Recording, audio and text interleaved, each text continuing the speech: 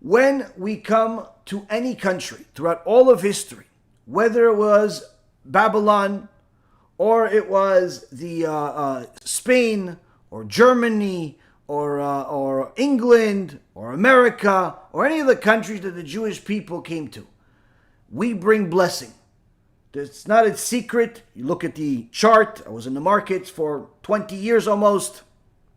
I'm very familiar with this type of stuff. Every time the Jewish people are allowed to live freely in a country, Hashem brings an enormous amount of blessing to that country. Why do you think America grew exponentially over the last 100 years? One of the main things that changed over the last 100 years is the immigration policies and the freedom that was given to the Jewish people, to the point where the second biggest population of Jewish people in the world is in America. And America benefited out of it. The same thing was in Germany before they started annihilating us. The huge population of Jewish people lived in Germany. Before that, we also had Spain. We had other countries along the way. The key is to understand is that each time the Jewish people went to a certain country, they brought a lot of blessings with them. But unfortunately, at some point, the divine hand struck because of the assimilation, because the Jewish people weren't following the Torah as much as they were before they went into these countries, and the anti-Semitism began to rise to the point where there was all types of Holocaust and pogroms and inquisitions and so on. But one of the interesting things that you will see throughout all of history is that as soon as the Jewish people left, so did the blessing. The Jewish people put Spain on the map to the point where Spain was the number one top country in the world, economically and otherwise. Over the last 500 years, you barely hear about Spain doing anything of any value. Why? You kicked out the Jews, you kicked out the blessings. Before World War II, Germany was on the top of the world, especially before World War I. Germany was on top of the world.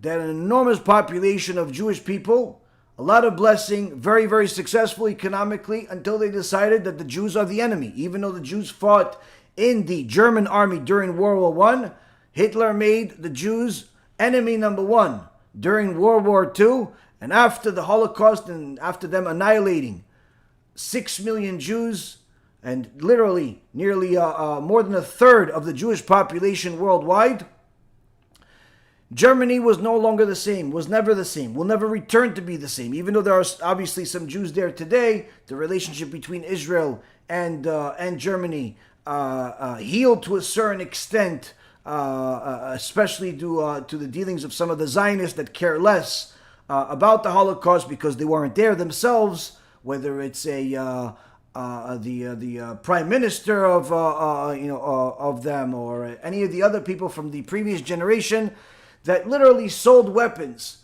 to the Germans after the Holocaust, and despite all the outrage that it caused, eventually it went through.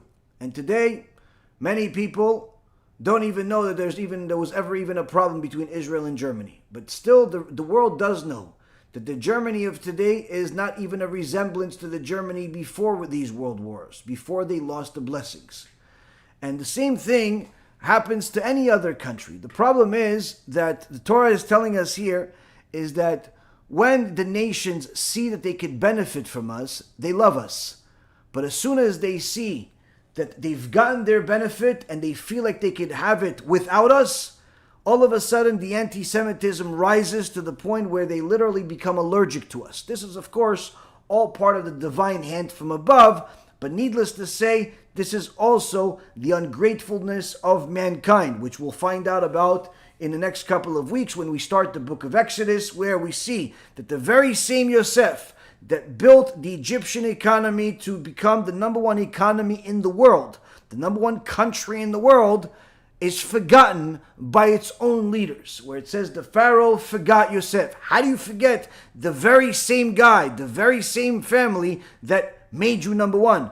Obviously, he didn't forget. He chose to forget. And the same goes for a lot of these racist people that are simply revolting against the Jewish people. Why? Because they happen to disagree with some of the ways that the Jewish people, according to them, it's all Jewish people, even though it's only a minute few, that are in the music business, that are in the movie business, in Hollywood, that are in the banking business, that are in that business and that.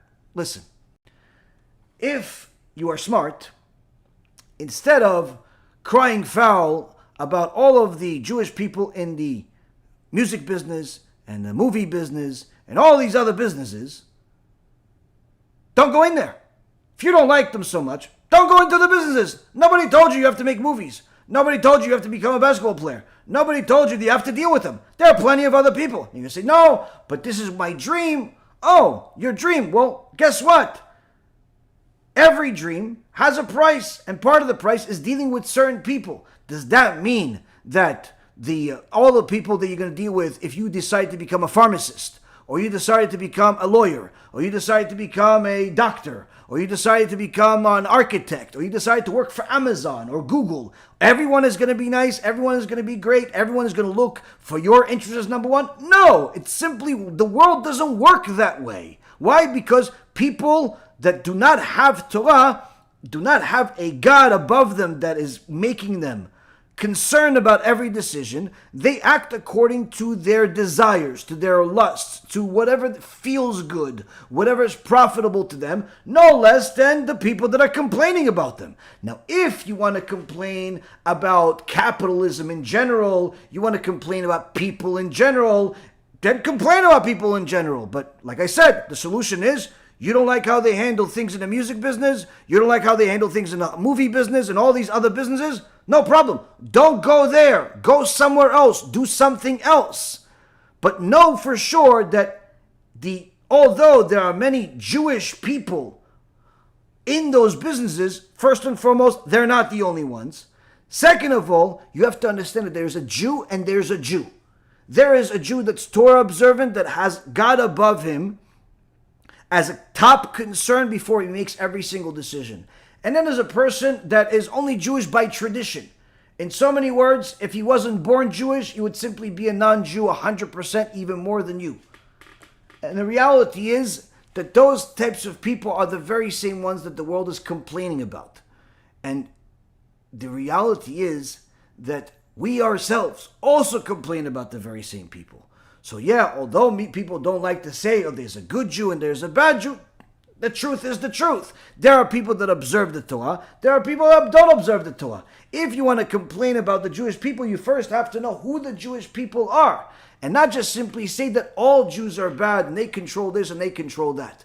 It's just like if I went into one of these racist people that simply does not even know what a Jew even is, and I told them, what if I decided to make a video and I said, let's talk about Samuel Little, the murderer that is an African American that that killed a bunch of people. What if we talk about him?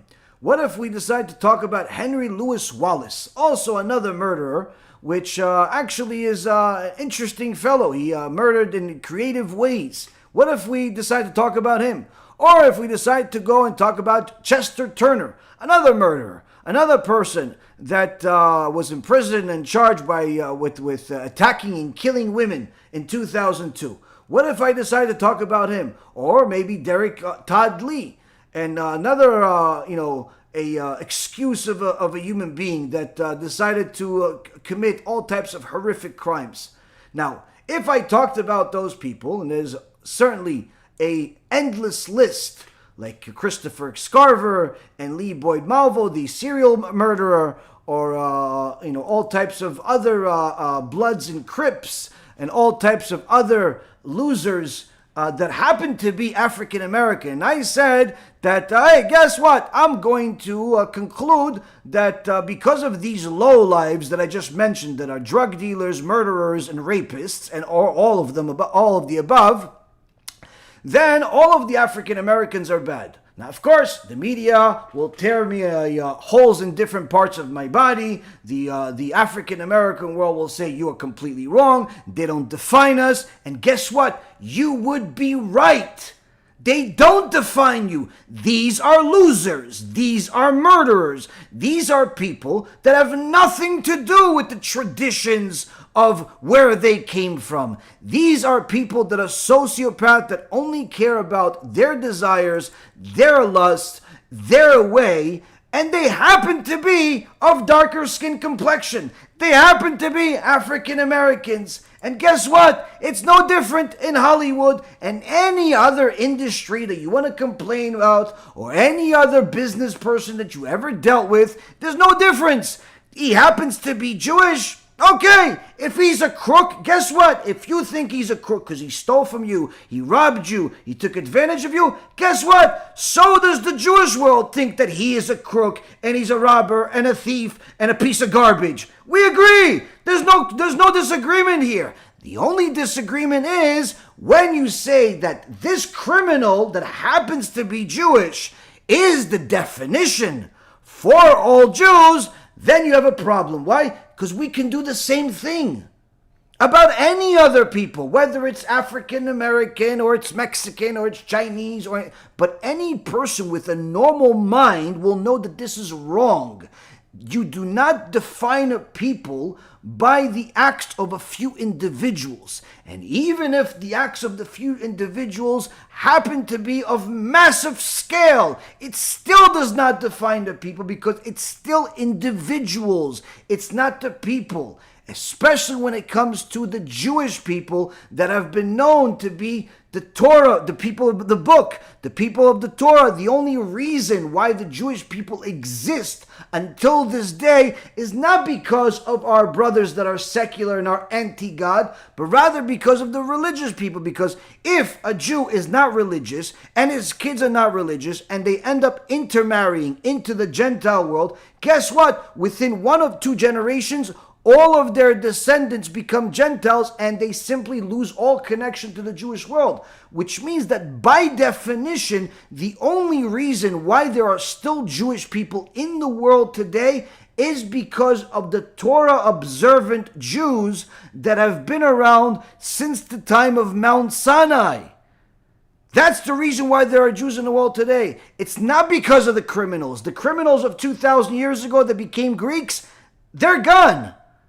They're gone. Not that they all died. They intermarried, they became Greeks, and their descendants became Greeks and all types of other nationalities and traditions and so many words. They simply were lost in the mix of a world comprised of mostly Gentiles. The Jews of today are the ones that are connected to the Torah that is all the way to Mount Sinai. Now, if you define us by the Torah scholars, the leading rabbis, the leading scholars in the Jewish world, you're never going to find the same findings that you would find by the way that the people are portraying them. And that's one of the biggest parts of the problem. No one is addressing this aspect of it, where they're simply saying, listen, yes, you're right, there are some people that are criminals, but those criminals, they come in all shapes and sizes. They're not just Jews. There are people that are not Jews. And in fact, if you're going to say, yeah, but the slave owners, some of them were Jews. Yes, guess what? First and foremost, you should know that the ones that you're mentioning, they weren't Torah observant. Second of all, you should know that until recent years, slavery was perfectly fine. Some slave owners actually happened to be black people. They owned slaves too. And guess what? Egyptians owned slaves, and Jews owned slaves, and the whole world owned slaves. This was a part of the majority of history of mankind. And only over the last 100 years did human perception change in regards to slavery, even though slavery is still alive and well. They just call it blue collar. They just call it different names. They just call it poverty. They call it all types of names, but I promise you, slavery is still alive and well. The reality is, if people simply face the truth for what it is, we wouldn't have these arguments and these major disagreements and racial battles, because you simply know what things are and you simply know what things aren't. And our Holy Torah tells us what they are and what they aren't.